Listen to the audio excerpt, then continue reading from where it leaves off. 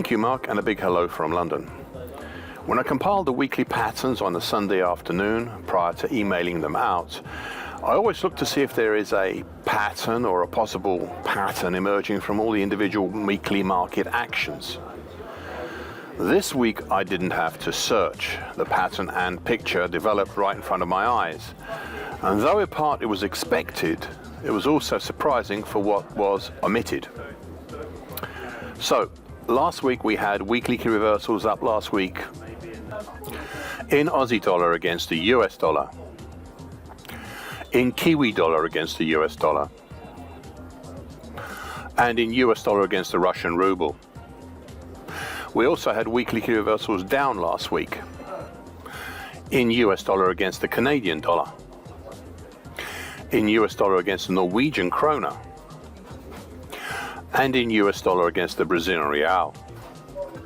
There are some common themes here in all these currency pairs. They all had suitable follow-on moves this week in the direction of last week's weekly key reversal, which is nice if somewhat unusual to see such unity. They are, with the exception of US dollar Russian ruble, which is a special case, they're all US dollar weaker, and they are all commodity currencies, usually associated with energy and metals. So, you might think, well, we might see stronger commodity prices because the dollar is weaker against these specific currencies, and you would be right, but also incorrect at the same time. Let me explain. In the commodities, we had weekly key reversals up last week in both London and New York coffee futures. We saw an initial follow-on higher in both of these, but yesterday and today, well, we have seen pullbacks lower. Elsewhere in London cocoa futures and in New York cocoa futures, we had weekly key reversals up last week, but in both of these, there has been no subsequent follow-on higher this week. Prices instead have stayed within last week's range. Looking now at LME 3-month zinc, and we did have a weekly key reversal up last week, and even a follow-on higher on Monday. But it has not been sustained since then, and we are back within last week's range. Thus, so far the currencies have shown unity, but the commodities, well, they have had mixed results. This leads me to my next commodity, Chicago soybean meal futures, which instead saw a weekly key reversal down last week and a pretty good follow-on lower this week as well.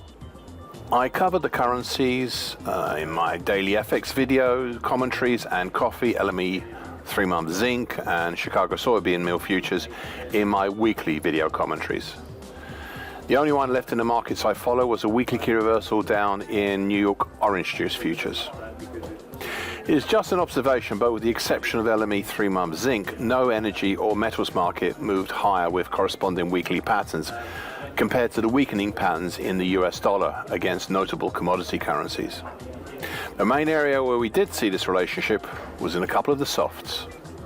As always, I'm happy to answer any direct questions with anyone who's interested. With that, I'll finish this section from London, and I hope that you have found these comments useful.